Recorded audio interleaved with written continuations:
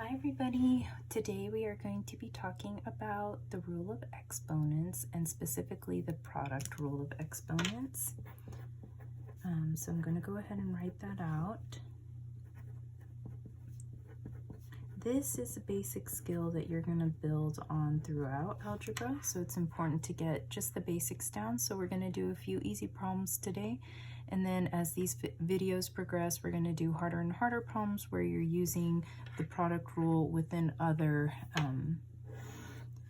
skills in a problem. But we'll start out slow today. If you have questions, you can always leave them in the comments box. I'm here to help you, so let me know what your questions are. We're going to start off with something really basic. A product rule is when you have two terms. So we're going to write down two terms. We'll do x squared and x cubed. These are called terms. This is a term, and this is a term. That's just math speak. And what they have is the same base. That's what I noticed right away. So this is the base of the number. The base, remember, is the bottom number, and then the exponent is the little number that goes up here. So in order to employ the product rule, we need the same base. So just make sure you have the same base, and this is both x, so these are the same bases. And since it's a product rule, that means that these are multiplied, because that's what product means. A product rule is basically a way of simplifying things that have the same base and exponents just to get it all into one term. So right now we have two terms and we want a single term. So in order to do that, we'll understand first what is happening when we do this. Well, basically that means x squared is x times x times x cubed is x times x times x, right? Those exponent numbers just means this times itself this many times. So this times itself this many times. And then essentially what we're doing is just multiplying x times x. We can drop the parentheses because we already know that that times is just being distributed to each term. All right, so when we do that, we know that we end up with one number, one term, I should say, with the same base, and then how many x's do we have multiplied by each other? Remember, it's a product rule, so they have to be multiplied. This wouldn't be the case if we had plus signs in between. So we have 1, 2, 3, 4, 5. Okay, so that's x to the fifth is our final term. You can always use this strategy when you're trying to figure out a single term use for something with same base and multiplied together. However, as the exponent gets larger, like say we had 100 times 100 even, we'd have to do x 100 times x 100 times. This is a nice round number, so then we'd know how to do it all the way down, right? So in order to avoid this type of problem, what we're going to do is use this shortcut called the product rule, and that's going to help us simplify multiple terms with the same base into a single term. So the way that we do that is we take our initial problem, okay, and we want to reduce it down to one term. The product rule says that we can then just add, if the bases are the same and they're multiplied together, we can just add the exponents together. So single base, single term, they're multiplied, not added together. That's where students get confused sometimes. And then you add the exponents. So that will give you x to the fifth. And that's what we got when we did it manually up here.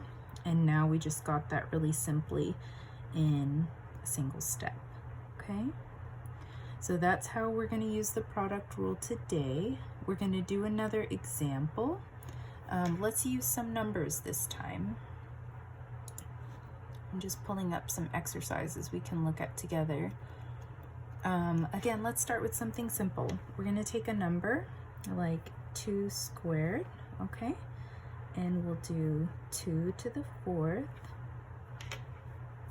And we're just going to simplify.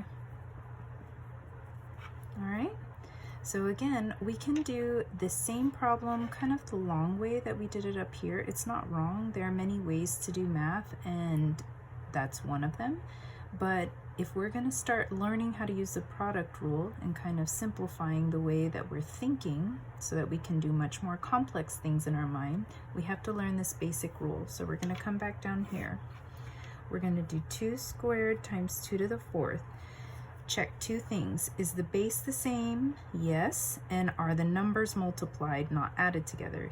Yes. So that means product rule tells us we can take the base and just add the exponents together. So we end up with 2 to the 6th, and that is in fact the right answer. Let me see if there is another one we can do.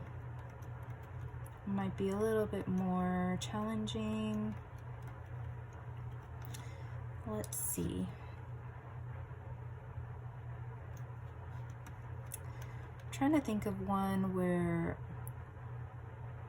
yeah, let's use something where we don't normally see, maybe like a negative number. Let's take negative, oops, I wrote that wrong, negative 3 to the 5th times negative 3, okay? And again, we want to simplify. How would you do this problem? Well, are the bases the same? I'm just going to write it down here like I did for that problem so it looks the same. The bases are the same. The numbers are multiplied together, not added.